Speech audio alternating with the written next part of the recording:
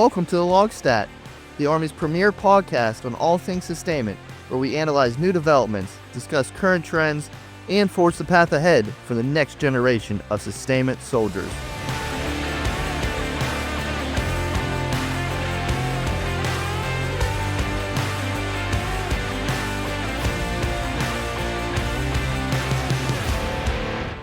Hello everyone, welcome to another episode of the LOGSTAT. I'm your host, Captain Garett Pyle. Throughout the history of the Army, there's always been generational gaps between the ranks.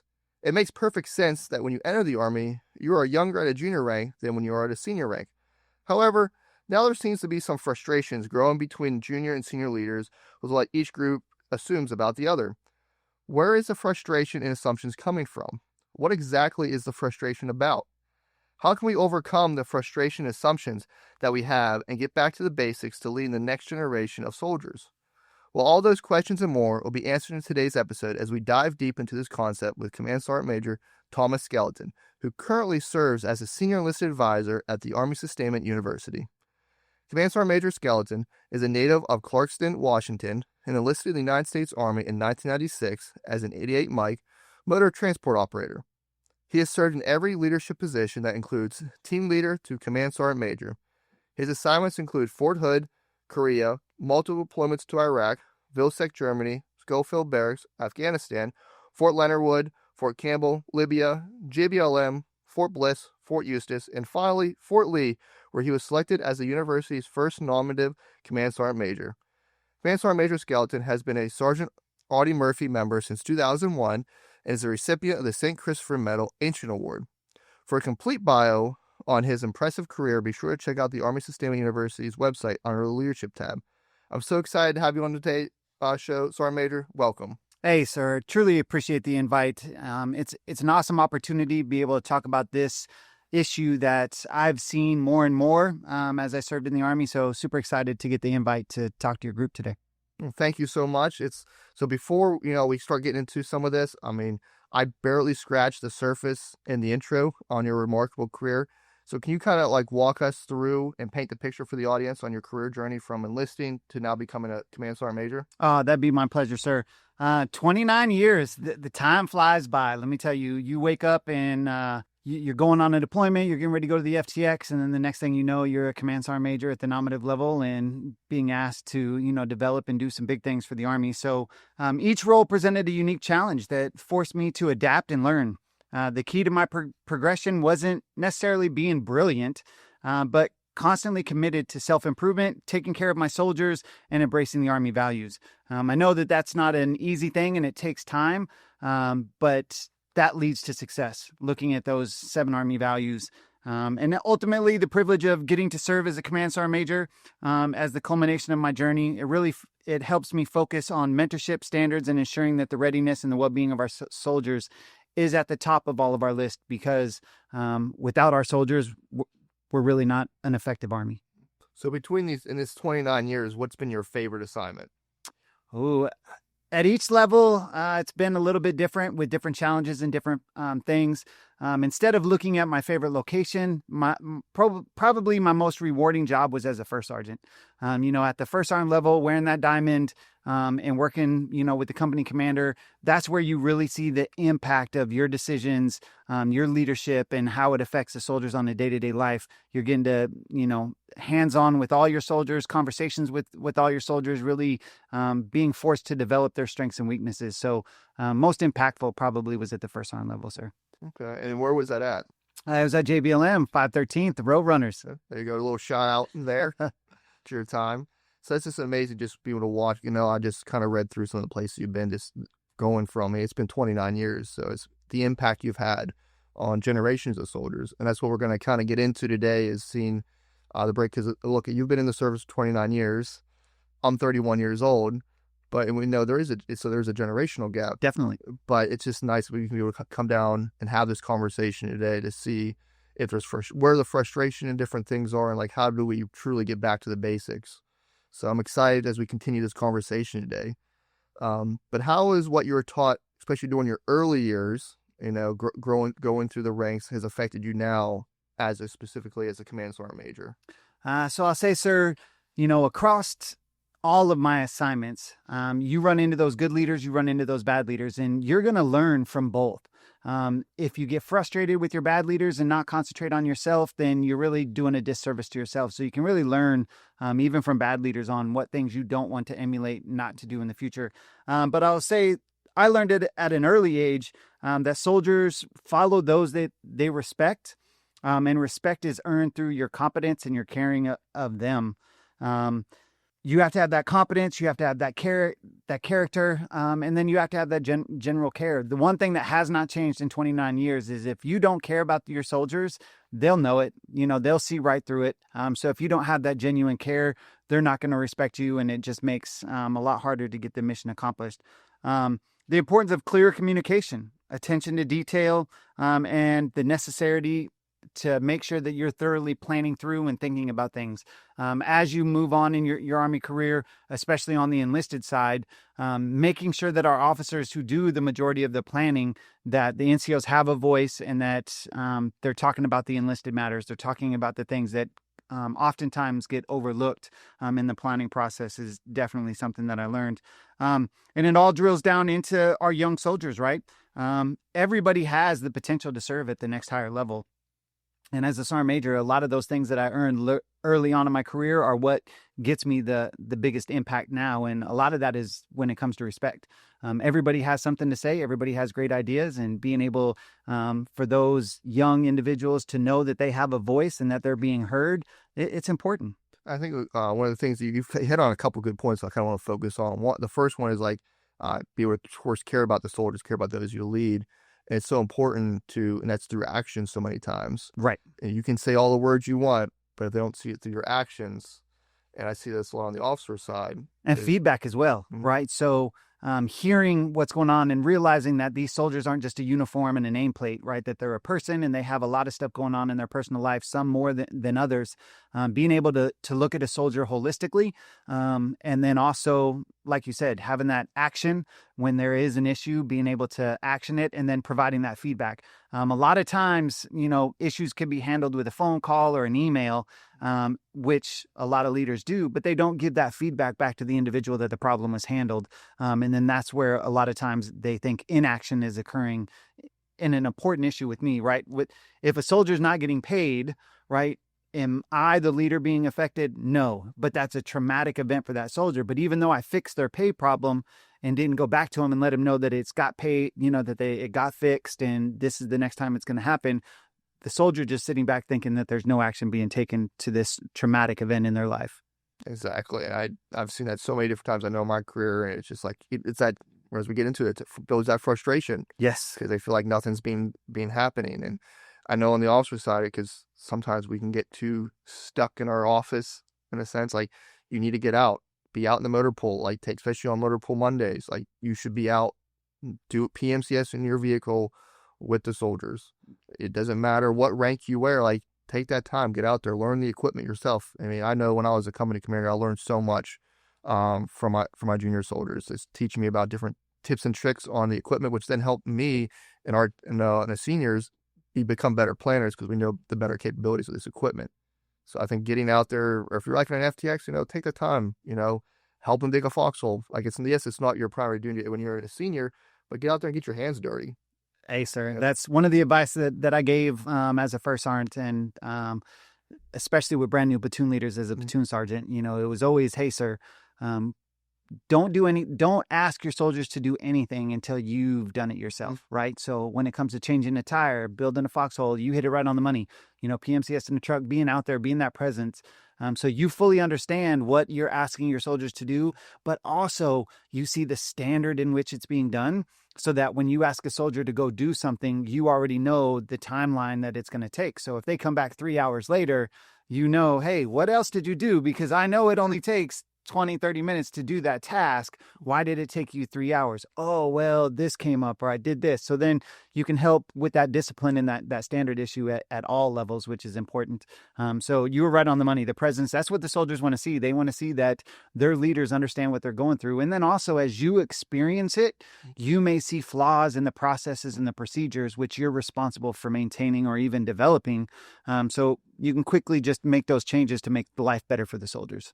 Exactly, Sergeant Major, exactly. And that's what you kind of paraphrase exactly what I live by is I will never tell somebody to do something that I won't do myself or I haven't already done. Right. Something I'm always trying to live by is one of my things when I was in command, one of my leadership attributes I had for the company. Like, you got to be able to do something. I'm not going to tell you to go score 300 when it was 850, but now, or 600, was it 500 now? 500 with 500 now. Yes, sir. How I tell someone to score this if you yourself can't meet that level.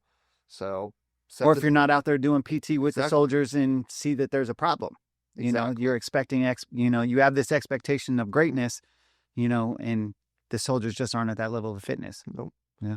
And one of the other things you mentioned that I thought was really critical is when it comes to planning.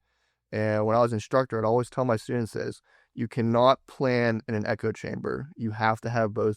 You have to have everything. You have to have the officers, the enlisted, the NCOs. You have to have the warrant officers. If you plan an echo chamber with for instance, just officers, that plan is going to fail. I'm just straight out. You have to. You have the NCO side and you have the officer side. Like, they have to be able to work together. And I don't know if we're getting into some of the frustrations, but if you go one or the other and it's always just one side of the coin, that plan's going to fail. It's without a doubt. And it's kind of funny that you brought that up, sir, is we were just out at tactics for the bullet class that was out there, which those lieutenants are for the first time going through an operational plan by themselves, no outside influence, and determining how they're going to do. So they're sending their quartering party out there to the BSA area that they were going to set up. And in their planning process, they were like, we'll drop off, the soldiers here. They'll walk through the wood line, clearing it for enemy. And then they'll get on this and it'll take them 5 minutes to do that. Right. We pulled up, just to watch them, and they were already 12 minutes into it, hadn't even gotten to the area where they're going to set up. So it was like, but if a non-commissioned officer or a warrant officer, somebody that has that experience, who's been around and seen it, was there to say, hey, yes, the distance that you're going to travel isn't going to be that far, but, the procedures and the clearing and the time it's going to take for you guys to get in position, then start moving, and then effectively communicate, and then clearing, and not even talking if there's action, on contact. It's, those are all contributing factors that have to be added into the planning process. So next convoys were rolling in and they weren't even ready to establish, the BSA, but convoys were already on the road headed to their location. So, we still see it in action now, is when you don't have people with different viewpoints, experiences in the planning process, we can suffer. Exactly. So that kind of gets into our next point. Like, I know we've touched on it, but do you believe there is a disconnect between senior and junior leaders and how they complete the basic tasks? Sir, I truly do. I see more and more that our leaders expect that their subordinates to know and be proficient or knowledgeable at their current level as that senior was when they were at the same rank. They don't take the time to realize that the operational picture, that leaders and the Army are completely different now than they were when those leaders were at that level that they're getting frustrated with. Today's soldiers are smart, dedicated young men and women, and they have the drive to learn and serve their country. They just require different approaches, methods, and different imagination when we're trying to deliver at that level for those products.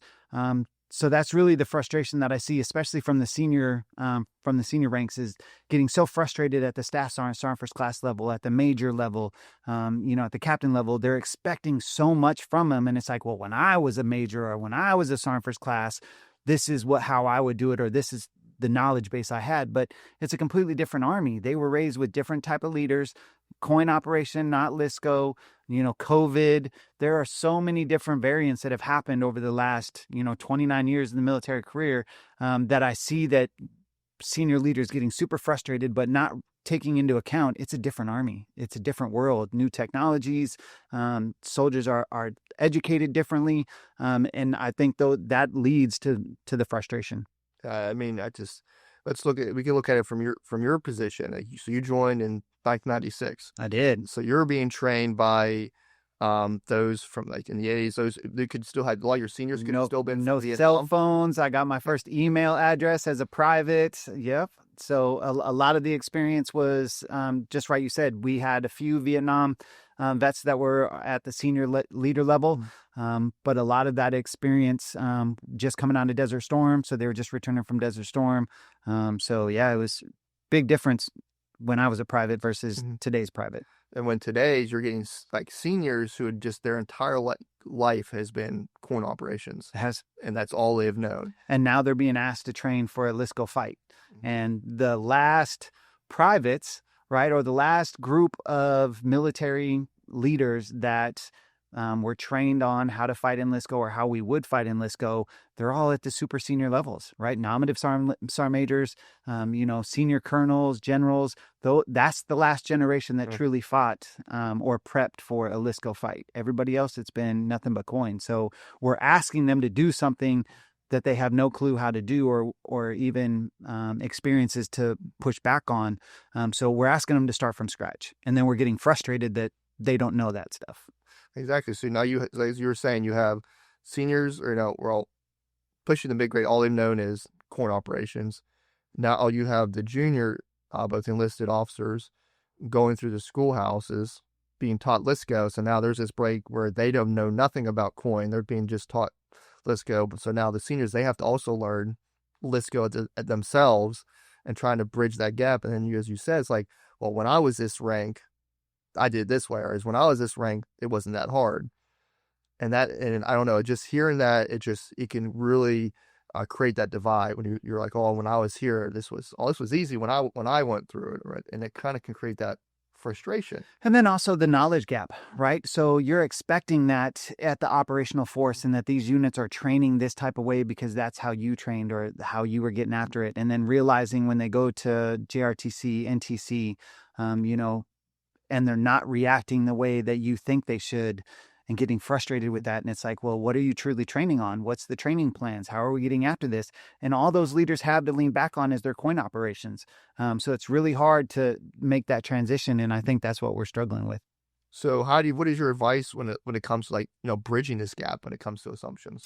One simple question. All I need leaders to do now is ask themselves one question when it comes to this. So when you see something that's happening or you're getting frustrated with the outcomes, right? Ask yourself one question.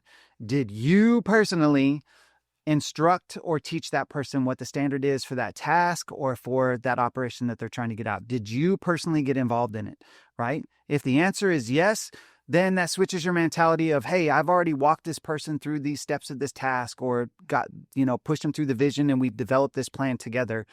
So then it's a standard and discipline problem, right? And that's how you attack it through counseling. You're looking at this more as a discipline issue. But when you ask yourself that question, did I teach this person the standard or do they know the direction that we're supposed to be going in and fully understand the task? Then when you say no, you personally didn't do it, then that should instantly turn you into a coach and a mentor, right? Now you're approaching and you're going to take the time to actually get out there and then teach them what they need to know for them to be able to accomplish the task to the standard that you're asking for. So really by asking that question, it's going to put you in the proper mindset of how you need to get after that. And it's going to remove the frustration that you're feeling because totally different approaches. And what that does is that builds the trust for your soldiers, right? And for your subordinate leaders. It's no longer just a butt chewing because you didn't do something that he or she, that senior leader thought you knew, right? This is actually getting after, okay, first time they hit on this, they didn't hit it to my standard. Let me sit down and take the time, coach and mentor them through this to get them to where I need them to be and where I see that organization being in the future versus, hey, we've taken the time, we've spelled it out, what the standard is, you failed to meet the standard, now let's go, standards of discipline through the counseling process of what went wrong and how we can fix this so that we can get them back on track. Well, folks, as easy as that, we're just going to close up shop now. Yeah, that's it, sir. That's it. But no, I think it really is that easy. It's just being able to ask yourself that question. And then I could also sit here and say, oh man, you're saying I have to actually do work and mentor and coach somebody now? It never stops, sir. It never stops. And you're right. And the reason I say it like that is because you do get, and there's so many leaders will act like that though. They're like, oh man, why is this person doing that? But then at the same time, they don't want to take the time to mentor and coach. So that can create some friction because they'll complain about it and then not actually want to do anything about it. When they can just ask, as you said, ask the simple question, what have you done? Right. But then they don't want to take that next step, as we've talked about before, actually caring about the soldiers and doing it through action, and actually saying, okay, what can I do? What's the old saying? Give somebody a fish and you feed them for the day. Teach somebody to fish and you fed them for the rest of their life. It applies to us, right? Mm-hmm. So, in the sheer numbers of soldiers and that organizations have, teaching a commander, the proper way to do something or helping them build a plan is not only going to affect their organization of 30 to 199, 299 soldiers in their company, but it's going to teach those NCOs and those subordinate leaders, which is just then going to echo at their next organization. It builds that, which then affects that number. And then it just keeps, that echo effect, and that, the butterfly wings creates the tsunami somewhere else. And now you've, contributed to the benefit of the Army. And hopefully it doesn't happen in our lifetime, but potentially could save somebody's life in the large scale combat operations. Exactly, Sergeant Major. It's like, it goes back to, if you see something being done wrong, then do something, like actually take the step, take that moral courage to correct it on, I think we have one of those, is that Army values, personal courage? Is that one of those? Okay. Yeah. Yeah. It's like, we teach these things, such as we need to be able to apply them. And it's as simple as that. It kind of goes into my next point. That's like, how can we overcome, I know you kind of touched on this, but really, how can we overcome this frustration and assumptions that we have? Hey, sir, the way I see that is, embrace the why behind the what. We have time while we're in garrison operations. We will not have time in combat. Help them connect the dots between the task to the larger operation and the importance of their role in the bigger picture. We need to have the trust of our subordinates, so when we don't have the time to explain, they are not questioning the decision when their lives are on the line. That really gets back to, if I'm just mad at you for not getting something done, what does that mean? We're in garrison, right? We've got nothing but time. Take the time to explain why I'm wanting you to do this. And today's generation have those questions and they expect that. Previous generations, tell me what to do, I go get it done, and, we had a great day. Today's generation wants to know why. They're smarter. They've had access. Technology is advanced that they can get the answer right now. So what's the problem in explaining the why and the what, versus when I get to combat and I'm telling you to do something, right? And I'm not explaining the why, that'll flip that switch in that soldier's head. Like, there's a reason why he's not explaining it. But I trust him.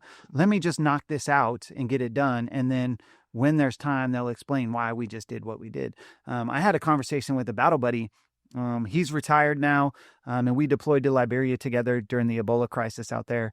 And we just had a conversation when we linked in earlier this month that why we went to Liberia, and he still didn't know what the purpose was. And it was like, no, we deployed as the Army to support and to prove to all the non-government agencies that you could operate in that picture and not get your people sick, right? And not catch Ebola and continue to spread it. So we were there as an example, and it clicked, and it was like, you know what, that makes a lot of sense. I never knew why we as the U.S. Army went into this country to do what we did, but now that makes sense. So it happens in all areas. So now if he would have known and understand that, would that have made a difference during the deployment? It may have, but to him, now he has clarity, and it puts all the pieces together on why it was important that we went there.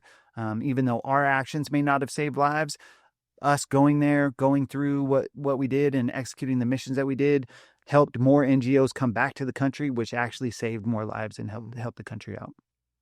I think it was a great example. You just, you're painting for the audience there, just saying, like, maybe at the time they didn't know why they're doing it, but after the fact, when you have the time, you can actually sit down and explain, like, the why behind everything. And I know myself, like, I always want to know the why behind everything, because for me, knowing the why can help me contribute more to the mission, because I can provide maybe more insight to it. Hey, maybe we can, provide a more efficient way of conducting the mission. And I like how you said how, we need to be doing this while it's peacetime, before you go into war. Because they said, is that the more you sweat during peacetime and in garrison, the less you'll bleed during war. And that implies here, take the time to train your soldiers wherever those frustrations are, where those generational gaps are, bridge them now, so you're not having that which could cost lives and shed blood during wartime. Right on the money, sir. Right on the money. And so how do we really get back to the basics then? Hey, so, the SMA has been pushing hard on, brilliant at the basics and getting back to the basics. So what it means to me is that we have to have a strong foundation of the basic skills of being a soldier. Things that are occasionally overlooked and aren't the flashy stuff, like preparing a fighting position, knowing how to load a radio and how to talk on a radio, our camouflage, land nav, operating our weapon systems, physical fitness, right? Every soldier has to have these foundational skills before we go into any kind of combat operations. And if we don't have those skills, the Army's going to struggle to fight. Do I think we're going to win? Yes, we are a very resilient Army. We have leaders that are very adaptable, but we could be better. We could be more prepared.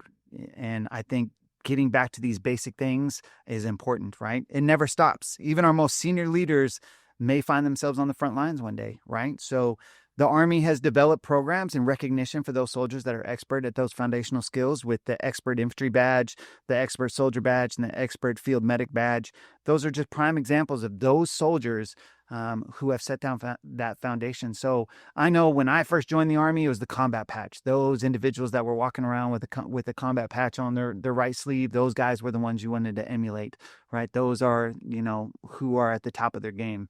Really now, it's really not that, right? It should be those that have demonstrated with those expert badges. Those are the ones that need to be emulated. And we need to continue to push, especially in the sustainment community. We're hurting numbers wise, right? If you look at all the logistics and sustainment MOSs, there are very few of us that have earned that expert soldier badge, and it's all skill level 1 tasks. So that's what I challenge the audience with, if they're out there, is get that expert soldier badge. Show that you have that foundational knowledge. And that you bring up a great point, and that really, those basic skills, that transcends all ranks. It doesn't matter what rank you are, from a private to a colonel to a chief warrant officer. It doesn't matter. You need to be able to have these basic skills, and I think that sometimes where things can get lost, where the term soldiers only refers to the junior enlisted, but we're all soldiers. We like command sergeant major, you're a soldier. I'm a captain, I'm a soldier. It doesn't matter what rank we are, we're still soldiers, and we need to be able to do the basic tasks, like you said, like land navigation. People know how to do camouflage.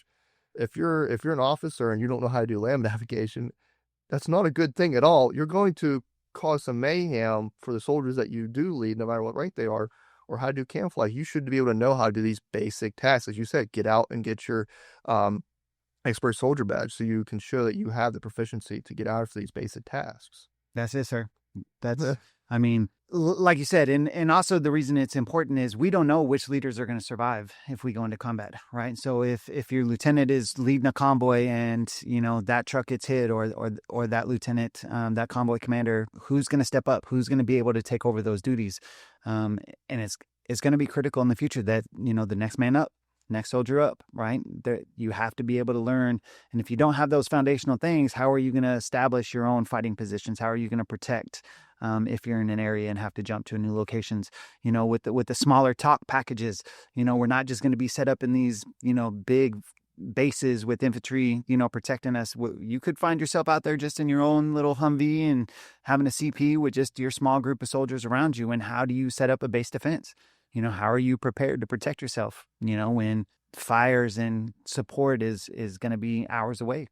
How do you call in air support? How do you talk to your joint partners? That's all going to be, critical as we continue to expand on those foundational basic skills. Exactly. And I think it's, like you said, in court operations, we had these giant forward operating bases. It was, you can go out, do your mission, come back, but now when you get into large scale combat operations, like, you're a target now. Like sustainment units, who we're sitting here speaking to right now, you're going to be a high value target, and they can reach out and touch you, either through anything with our different artilleries or drones. There's a lot of things that can reach out and touch you. You're not protected anymore by this giant forward operating base. That's it. So you need to be able to, and I think you brought up a great point as we close out, is that it doesn't matter what rank you are. You need to be able to know how to do these basic tasks, because say a leader above you gets taken out, well, you got to step up now. Or below. What happens if, you have to go out on the line and, jump in that fighting position? You want to know that fighting position is done to standard, and that, that weapon system is operational, and you know how to operate that weapon. The last thing you need to do is, be pushed out of your CP out onto the line, and you don't even know how to, lock and load the 50 cal to protect that perimeter. Exactly. So as we kind of get ready to close out here, is there anything that we miss when it comes to this frustration assumptions with getting back to the basics that you want to highlight to the community? For the sustainment community, I wouldn't say more about the frustration, but big thing that the sustainment community really needs to understand is at the rank of staff sergeant and below, continue to be that subject matter expert, right? Don't worry about concentrating on being multifunctional and jumping out and doing different things. Be the subject matter expert, be that technical professional, right? And caring for your soldiers, being brilliant at the basics and knowing your MOS, all aspects of it, right? But then once you get to that Sergeant First Class level, the lieutenants and everybody above, you need to start looking at multifunctionality, right? Big push across Bullock that we've now got with the 90 Alphas. All of our lieutenants that'll be graduating Bullocks are now coming out as 90 Alpha multifunctional officers. So getting that training across all the logistics fields.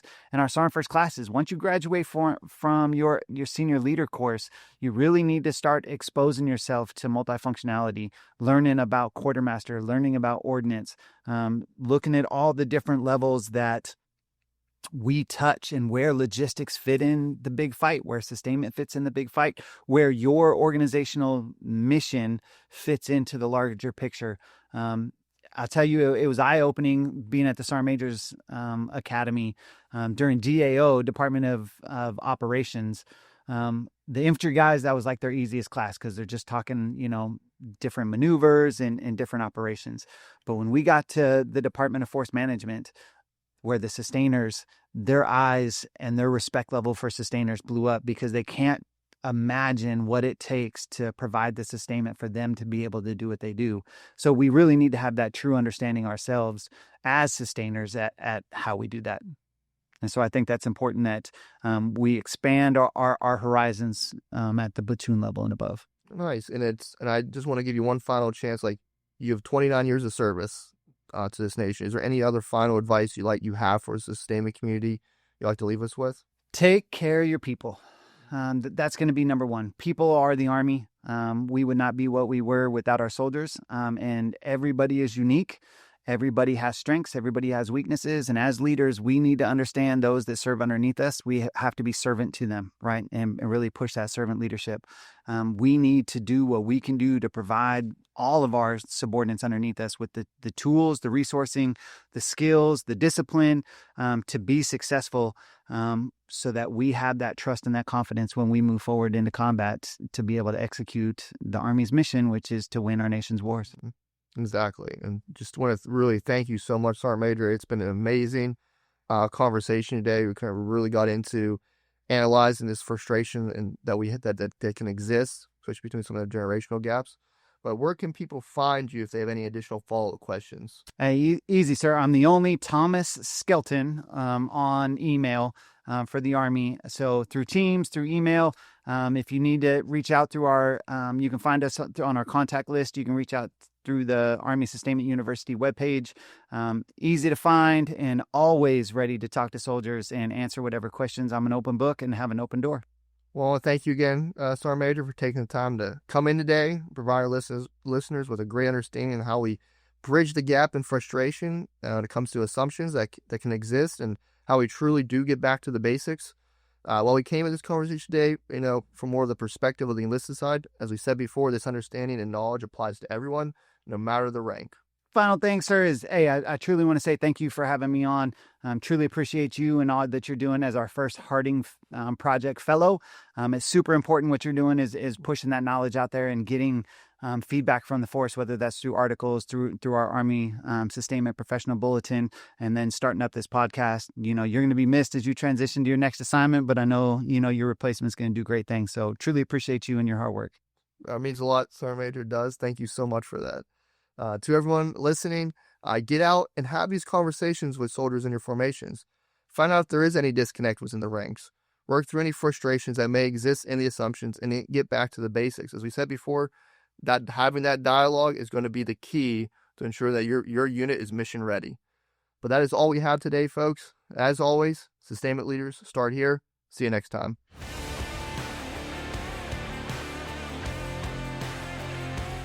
Thank you for listening to another episode of the LOGSTAT. We hope you enjoyed today's conversation.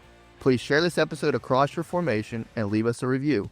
If you have a topic you'd like here discussed, then please reach out to us at armysustainment@army.mil or directly to me on Global at garett.h.pyle. Follow us on Facebook, X, and LinkedIn at Army Sustainment. We'll see you next time. Sustainment leaders start here.